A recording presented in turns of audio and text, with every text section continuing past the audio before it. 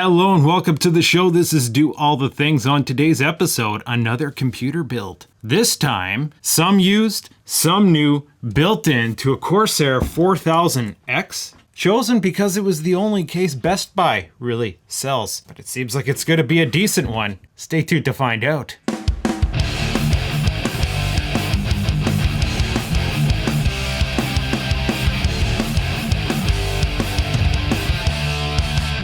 As the story goes, a buddy came over to hang out one day, the other day. Actually, it's been 2 weeks ago now. Usually we discuss guitars and amps, but turns out he's also a gamer. I didn't really have that much. I knew he gamed, but I didn't know how much he was into gaming. Turns out he's actually pretty into gaming. We got talking about computers, and I showed him Steam. He has a PS5. And like, oh yeah, look at these wicked games I got on sale. He's like, whoa. He decided he wanted to try his hand at PC gaming, which the timing was perfect because there was opportunities for both of us. Because if you've been following the comedy, you might be aware I upgraded my personal rig and I built a gaming system upstairs. I have some spare parts now. I was thinking of selling off some of my old parts that are still good gaming parts. So it's perfect for him. Some used parts, perfect for me. I wanted to liquidate some assets. And the funny thing is, he acquired, actually he didn't tell me how, but a Best Buy gift certificate for not an insignificant number of hundreds of dollars. So, well, Best Buy is not the best place to buy computer components, but they do sell them. And if they don't sell them, their marketplace does. And apparently you can use the gift card on the marketplace. So we started shopping around. We got most of his parts off Best Buy just so we could use up that gift card. So about the only case they sold there is this guy here, the 4000X iCUE. It's got some RGB fans. We got three 120s at the front here. They're going to be DRGB. I plugged them in, tested them. They are not obnoxiously loud. I've had some Corsair fans in the past. It's just like they make that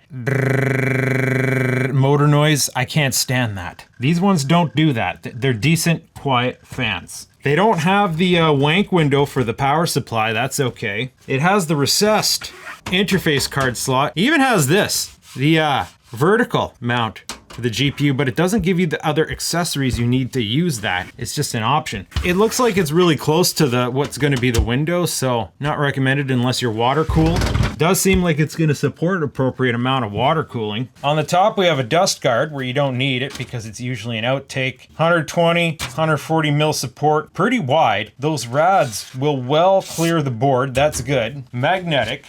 The front seems to just, how's this work again? Oh yeah, the glass part snips off. There's a proper post for a dust filter. Even has the model label on it. Fancy. We'll get this out of the way. The doors both have this nice feature where you undo the screw, and then the screws are captive and the doors are captive too. The doors have little snaps on them. These little balls right here stops it from just popping it, like just falling off when you loosen it. Looks like we got some decent cable management facilities. We have an RGB hub, but it's kind of a cheesy RGB hub because it goes to USB. You're gonna need their iCUE software. That kind of sucks. I would have just liked to see a motherboard header. There's a button on this. I wonder what that does, if this has like some sort of automatic RGB control on it. I don't know yet. It's gonna come in handy because we do have another iCUE fan coming in here. Got our 2.5s here, almost already irrelevant in today's day and age, but who knows, maybe. Some 3.5s down here. We got a little booklet. It looks thick. Kind of gives you a rundown of some of the basics of assembly and features. And then it just has like all the languages, which is why it's so thick. Got the cute little 3.5 box. I guess we can keep that in the computer in that 3.5 bay. It's got all the usual accoutrements. Zip ties, floppy straps, washers for some reason, fan screws, thumb screws for what? Not sure. I guess I'll have to relook at the manual. Extra standoffs, not so many this time, only 3. Oh, SSD screws, I guess. Coarse threads. Let's see if the manual's gonna answer our question. 4 thumb screws. I'm only seeing 2 here. I guess 2 are pre-installed. Oh, there's one up here. What's that for? Oh, it's to get this cable guard in and out. We got a cable bay here. Oh, they're using thumb screws. They're using thumb screws on the interface slots here, bud. Kind of weird that you would have thumb screws there. I guess it looks nice. This case is really light when it's unloaded, actually. Take all that glass out. There's a bonus piece of foam jammed in here. I guess that's just to prevent damage in shipping. That's a nice sized piece of foam. I like that. That's gonna come in handy for other projects in which I use foam for. Got little soft mounts here for the power supply. Oh, there's a dust filter of the power supply. Yeah, looks like this should be decent. Don't see no reason why not. I haven't worked on a case like this in a while. Usually I'm busting together used cases. They have like little channels here, little channel guides, wire guides. I guess we're gonna have to undo these. That's what these straps are for. That's actually kind of nice. Shmurd. These guys are known for cases. Corsair is big on the case market these days, eh? Oh, it is a removable 3.5 bay. Actually, it's an adjustable 3.5 bay too. That's an interesting feature. It can bolt in here, or it can move over one, and I guess bolt in here. Yeah, there's 2 threaded spots, 3 guides. So yeah, we do have the option to remove this thing if we don't need it. Okay, so we only have the 2 USB on the top here, marked in yellow. Obviously a USB 3 and a USB-C. Combination microphone headphone jack, that's funny. Really? Oh, maybe it's one of those like, those multi-connection jacks that have TRRS, tip 2 rings in a sleeve where it has both mic, yeah, like the headsets. How well is it gonna work with just a mic and just a headphone? Probably headphone by default. Maybe just a mic doesn't work on here. But then, I guess I can't think of a lot of applications in which you'd plug just a mic into here. So the real question is now, what is going into this build? Well, like I said, selling some used parts here. Now, for these core components, there was a philosophy behind this. Buddy is kind of dipping his toe in PC gaming. He doesn't know how hardcore he's into it yet. Maybe he doesn't like it. Maybe he'd rather just stick to console. I've known this guy a long time, and based on my estimations, this could go one of either 2 ways. This is going to be a good gaming rig that's going to last him a while. He's either going to be the type where, it's good enough. Yeah, it's cool. He's going to be happy with it for what it is. Doesn't need the best. Sure. Or if he gets into it, this guy's a gearhead. He's one of those guys who's always flipping stuff. He's into guitar heads and guitars. He's always flipping heads and guitars. And not cheap stuff either. Like, we're talking Les Pauls and expensive boutique tube heads. He buys one, plays it for a while, flips it, gets something else. He's a gearhead. So if he gets into this, he might find himself looking for an excuse to upgrade or do another build or something like that. Which is why we're starting him off small here. Because it's not going to be the hugest investment now. So not a lot of loss if he's not into it. And not a lot of loss if he does get into it and wants to swap it out. Seen here, my trusty old ROG Strix-F 470. This board has proven itself. I put this board head to head against my X570 Hero board with a couple different processors, the 3950 and the 5700G. The difference in gaming performance in benchmarks was like completely, there was no difference. All the results I got would be what you would consider margin of error. The gaming performance is identical. The only thing that this board doesn't do that the X570 does is PCI Express 4.0. So, losing a bit of performance there, but not really, because it seems even the best video cards or pretty up there. Maybe if you had a 4090, I don't know. Can't saturate the PCI Express 3.0 bus. We didn't see any real graphics bottlenecks there. There's going to be a little bit of a SSD bottleneck, but not really, not something you're going to notice. And it matches perfectly with the processor he's getting. He's getting the 5700G. Great gamer. I was playing Starfield on it. I played Far Cry 6 on it. It worked great. I bought it for an experiment. I'm done with it now. I'm flipping it to him. Had this opportunity not arisen, I would have been more than happy to keep it. It worked, but it's an opportunity for me to flip it, try something else. I still want to try the 5800X 3D. That was my original plan before I impulse bought this thing. But this processor's PCI Express 3.0. This board's 3.0. Matches perfectly. This board has video outs. So if for some reason he wanted more than 4 monitors, he could use those. Or as part of the selling point, one day when you want to upgrade your system, I told him this, maybe you get yourself a 7000 series or whatever's in the future. You want to take your good card, bring it with you to that system. You can build a second system using this and just use the onboard graphics. Ready to go. For RAM, Nothing special. I found these on eBay for cheap. They're Kingston HyperX Fury Beast RGB. Only 2600, but it will overclock to 3200 CL16, 18, 18, 36. So not the fastest RAM, but at least we are hitting those 3200s. If you follow the comedy, you know that I am always a proponent of buying the highest speed RAM possible. But that's in a situation where you're going to be spending a lot of money. 16 gigs, maybe, I'm noticing now, might start getting a nut for gaming. That was not a correct sentence, but I hope you still understood it. Starfield, I've noticed using upwards of 17 gigs. But other than that, no other game I played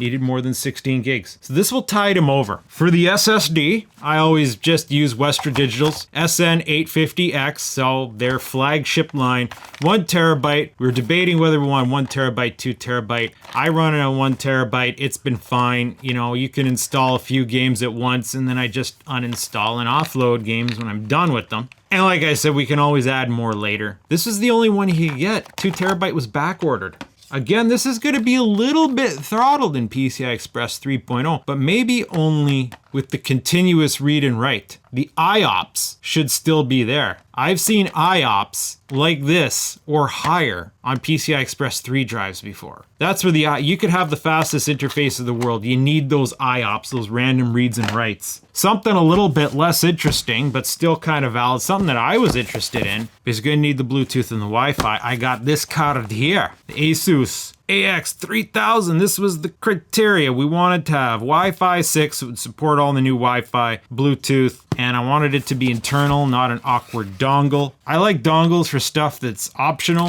but I avoid it when it's going to be a permanent installation. It's funny because it has a PCI Express card in here. It's almost like that's just a PCI Express 1.0 adapter. Like, I wouldn't be surprised if we could plug that into one of the internal M2 slots and it would work. You would still need some antenna breakouts, but the funny thing about this that's baffling me, I'm going to be figuring out, that's a USB. It comes with a USB cable that goes from here to an internal USB header. And it's kind of like, why? Aren't you all PCI Express? My guess is the Wi-Fi is PCI Express, but the Bluetooth might be USB. So, well, we're going to find out.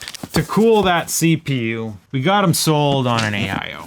I always like to have aftermarket cooler solutions. I told him the pros and cons of this. He decided to go with it. H60X RGB. So it comes with one of the matching fans. That was the selling point. Fans alone could cost you a few bucks. But this is pretty much the exact fan as the case already has.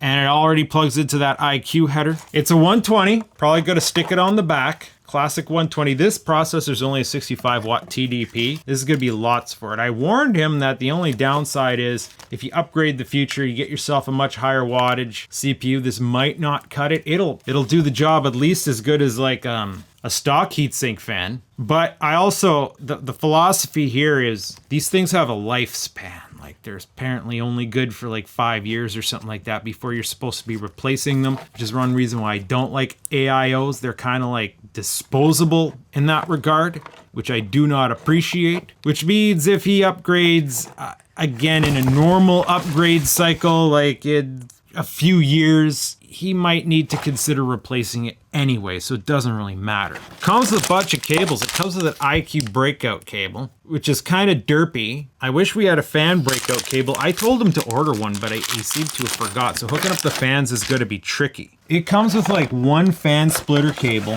for if you want to do push-pull. Yeah, right there. So I'll be able to use that because that's one thing the case is missing. Best I could tell, I couldn't find any cables to that effect, but it has 3 fans in the front. It's got a header, a hub for the RGB, but it has no splitter or hub for the fans. That's freaking stupid. We want all those fans synchronized. We're gonna have to buy a splitter or freaking something anyway. Why wouldn't you just include that or have that as part of the case? Did I overlook it? Motherboards now are coming with more fan headers, but still, it gets awkward. This one has like 3 chassis fan headers, but one chassis fan is not, it's like back here to control this fan. So it hasn't got the front. So we have one here, that's 3. We have one here, that's 2. So we'll have to like, I don't know, get creative. Finally, last but not least for this build, I don't think he's bought a keyboard or mouse or anything like that yet, but we need power for it. If I can help it, I only get EVGA or Seasonic power supplies. Seasonic maybe as my first choice. I have a lot of EVGAs because they're generally cheaper, more common to find used. A lot of my spare power supplies are used. This is Focus GX 850. They actually have quite a few in their gold line. This is one of the more expensive ones, or at least the link I gave them online was one of the more expensive ones. It didn't say FX there, did it? SSR 850FX. Yeah, here it is. It says GX here, but FX here. This thing's a little brick. A weighty power supply instills confidence.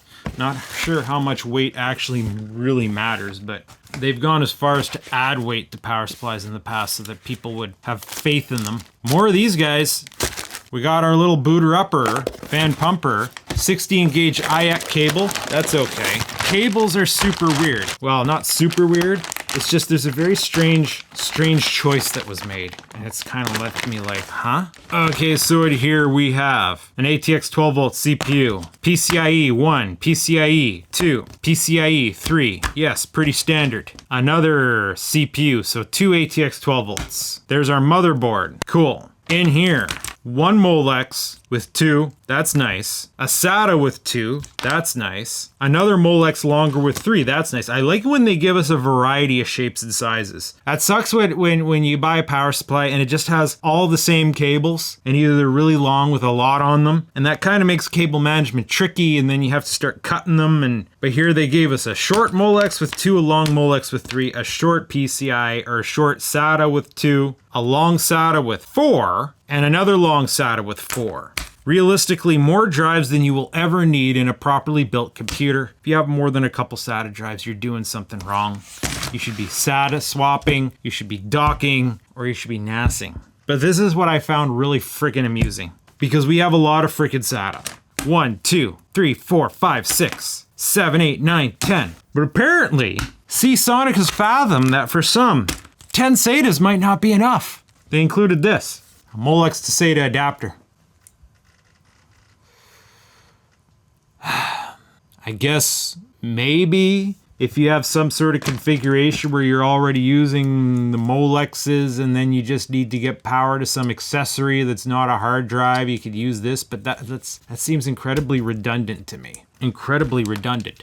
Now, the only other wild card, what about the GPU? He hasn't purchased one of those yet. He's still shopping around. He's on the road all the time. He's going to be checking out some Canada computer locations in his travels, and that's when he's going to maybe decide on a card. In the meantime, I'm lending him my Intel Arc because I know it's a relatively solid gaming performer. Especially, he only has a 1080p screen right now. Part of the plan, once he kind of gets a feel for gaming and knows what he likes, he's going to get a 1440 screen, most likely an ultra wide. So that's the reason why we're kind of setting him up for more performance ability. But in the meantime, he's got a 27-inch, just a normal kind of like 60 hertz. It's a decent screen, nothing special, but it'll get him started. At least it's 27, not tiny. This will run it, no problem. I already know that there's a lot of games that we can crank out with this card if it's only 1080p. And I know what you're thinking. Wow, isn't that your card? Aren't you using it? No, because for my gaming system upstairs, I'm using my 6950 XT. I put my best gaming card in my best gaming system, or in my gaming system. My 7950 build that I use for editing, that's where this went. But I was having issues. So this is beyond the scope of this video, but I just needed to get some work done. I pulled the freaking card out, I put my Vega 64 back in, and everything's just working smoothly now. But it's been a great gamer, he's gonna get it. For now, until he buys his own card. Now, with all that said and done, there's about one thing left to do, and that's to actually build this thing. So let's do just that. We get the motherboard ready outside of the case. The 5700G is going in. Rest my finger on it, lock her down, pop the RAM in, even though the RAM might get in the way. I'm not sure. I haven't installed that cooler yet. I guess we could just start popping this into the case. We have this big gaping window at the back here. I might be able to get the plate in and out. We gotta validate our standoff alignments. We got a couple fixed standoffs. It should already be set up for this size of a board. This is like pretty much your standard size board. Yes, yes. I can barely see all the black on black. Yes, yes, yes, yes. Yes, yes. Okay, we already have all the correct standoffs in place. Can we get the CPU backplate into place? Yes, okay. Because you got to take off the little brackets there for this cooler, and then that means it's just going to fall out. So I guess we have to bust out these screws, the coarse threads. Pretty much just have to cut this open. They're gonna fall everywhere, eh? I keep bits of clamshell to be easy screw trays. It's a weird flex here. All right, board's down. Actually, one thing I'm forgetting that I could have done while I had the board out was the SSD. So now I have to more awkwardly negotiate the board in the case. Key term awkward, this has like a bunch of screws. Can't even just flip this out of the way. You have to take it right off. I already have the stickiness ready. Right, just pop that pupper in there. You gotta remember, kept telling him you had to get the non-heatsink version. They had some of the heatsink versions in stock. All right, heat sinks into place. So I guess now I just want to try to roughly negotiate this this AIO. They have a logo on this thing. So ideally I want it on the back, even though, you know, I don't know necessarily matters. Maybe it's better on the top, natural convection. Just kind of fills out that, doesn't feel right unless we have something back here. Mounting screws are here. These screws look rather long. It looks like they designed it that way. Like they don't have pipes going behind the screws. So we do just screw up those little fins, even though they're useless because there's not going to be airflow there. These are the screws they give us. They're rather long to penetrate even the heftiest of cases. And I guess we need a washer? They don't provide an installation manual in this box. So it's like, what are these for? Hold down this? Maybe. Yeah, it has an Intel backplate, which we don't need. And then it has AMD studs, but it doesn't have the knobbins, so I guess this goes with that. I'm on the website here. We can get 4 easy payments from Klarna. Is there not just a link? Manual. You didn't give us a manual. What do I got? Do I gotta go digging out here and support? What's all this crap?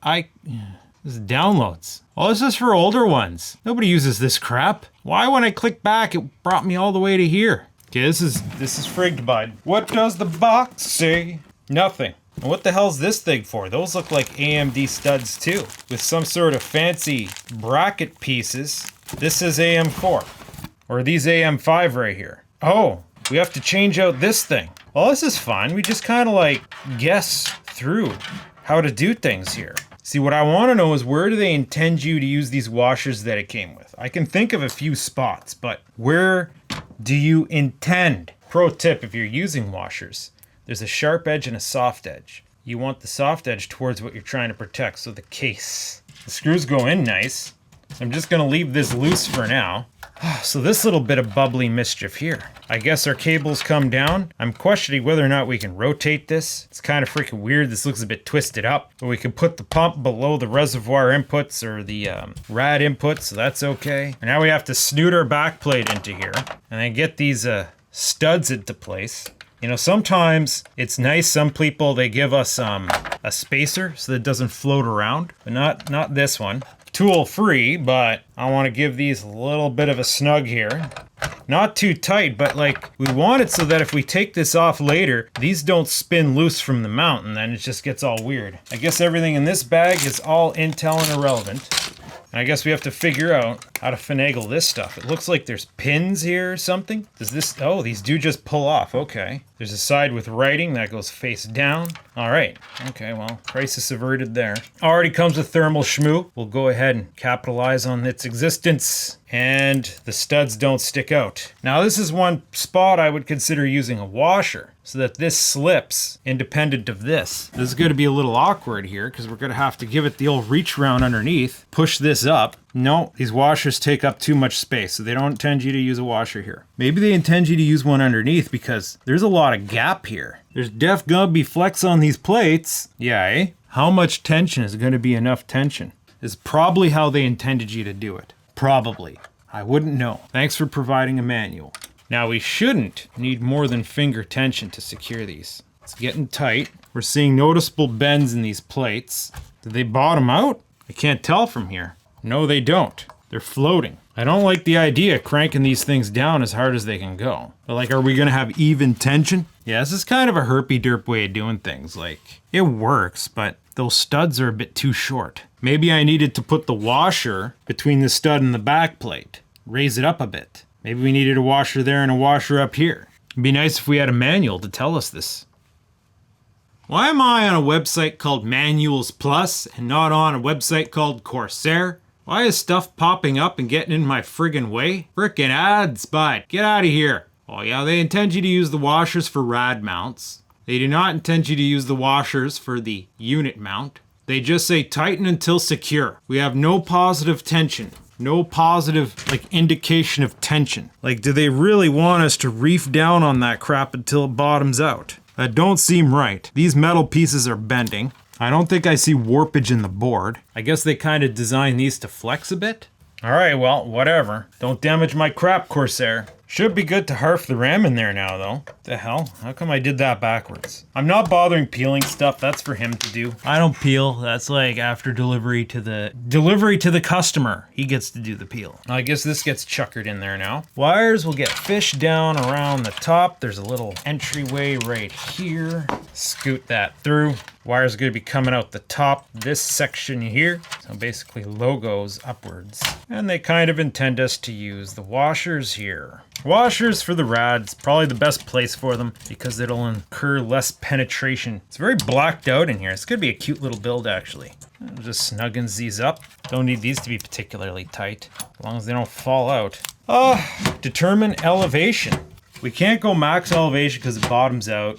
Maybe not gonna go low elevation. We'll go medium elevation. We'll snug it up here just halfway through. Just gonna hand tighten these ones. Not too tight. You'll strip out the aluminum. All right, well that's AIO installation. What's next? Wiring, I guess. Computer these days are just so freaking simple. You know, we have very little peripherals that actually go into them. It's just, we put our SSD hiding in there. We just have to connect power to it. We got a few cables. This needs to go into the iCUE header also. That's gonna be awkward where it's positioned. I guess we'll go up and over here, or maybe do a little tucky tuck. I'm gonna take the iCUE, I'm gonna pull it under here. That kind of routes it. Then we're gonna pull it upwards. Kind of like that, look a bit cleaner like that. Now this is an AIO pump. That CPU op, one of these is gonna be for the AIO pump. And I already tested the sound of this. It doesn't have PWM. We could DC control it, but it's not necessary. AIO is the farthest tether here on this board. I'm gonna try a routing strategy where I tuck under, just like this, and here, and here. And then there's a little bit of plastic shroud here. I can kind of fit the rest of the wire under. Pull it just slightly taut. There, get it under the shroud. Yeah. And then onto the header. There we go. That's clean. Just a little wire peeping through. Nothing to write home about. CPU cables, or CPU fan cables, coming around back. And one of them's gonna double back around, pop out over here. Go on to CPU fan header here. Pull that taut. So far, so good. And back, all this ass is going to the iCUE. Kind of, awkwardly so. This one's shorter. We'll have it come in port 1, 2, 3. Do these need to be in order so that they synchronize a certain way? I guess I'm gonna assume yes. So then this AIO will be port 4 and CPU fan will be port 5. We're getting them ready here. We might manage them a little bit differently. Now this iCUE is gonna need USB and power. And these are all the fan headers here. That's a little bit tangled there. That's another fan header. This is the shortest one. This must be from the one all the way at the bottom. So we're gonna put the bottom one on the separate header, and I guess that'll just come around to chassis 3. That's off the edge here. For the other two fans, we'll use the doubler here. They're pretty much lined up. That's gonna have to find its way through, down, into a hole down here, onto header chassis fan 2. Kinda goopty swoopty here. Problem is I don't know how much in a mood I am to do like elite cable management. Out front, yes. Usually always make sure the front looks good. This back one, I might just jam it all in there. Jam it in the channel and call it a day. We kind of maybe need to put this here so it keeps everything copacetic. These things just keep trying to slip out on us.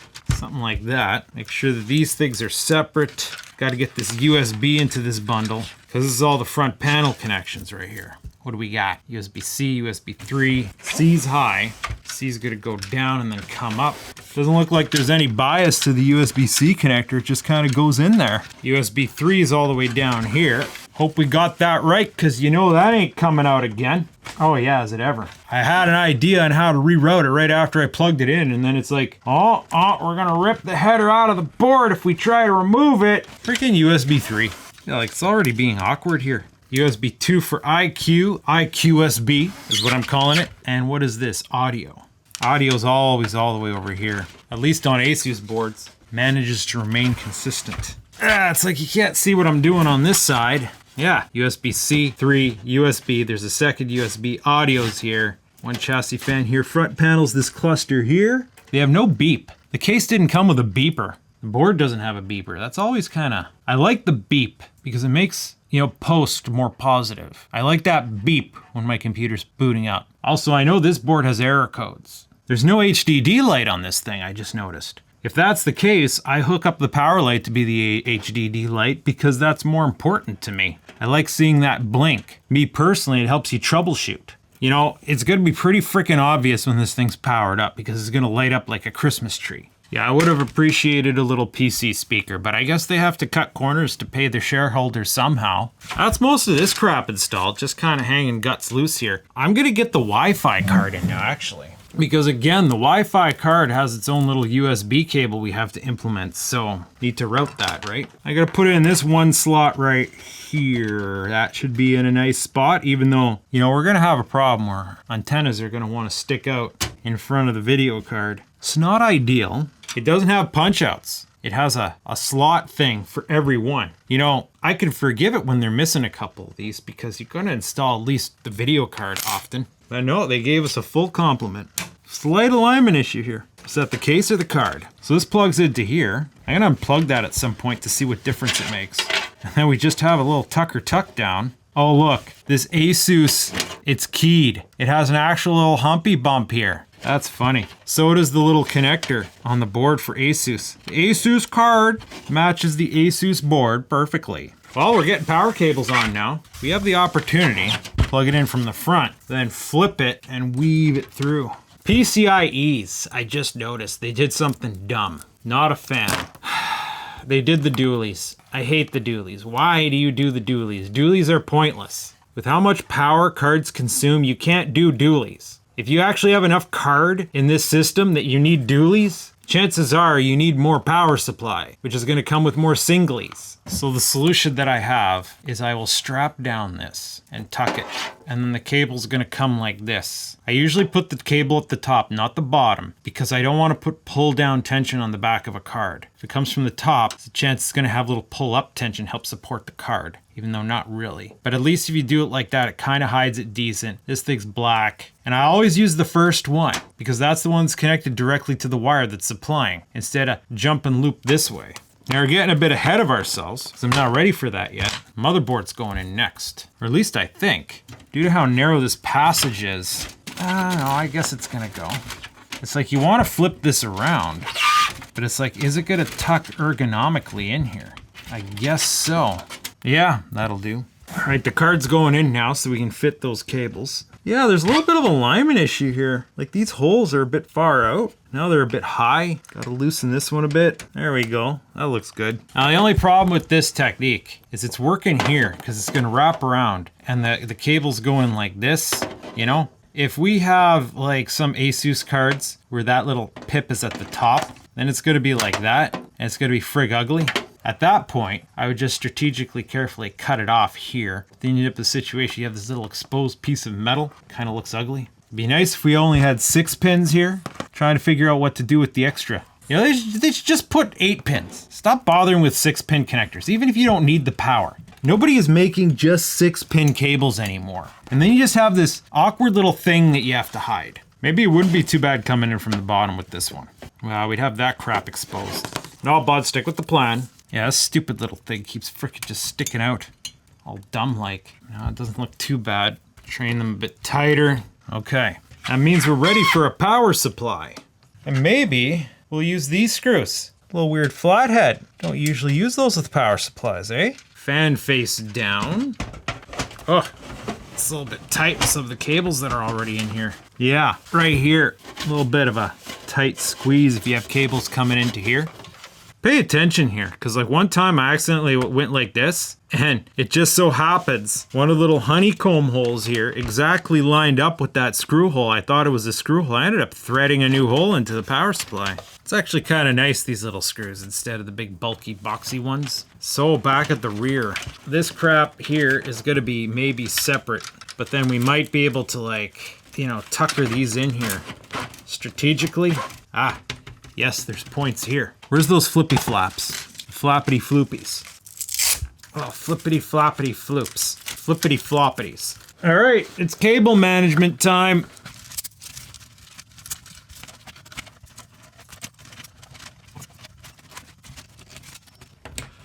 That's a bit of a snap, bud. It just goes. I wish they had maybe some tie points here.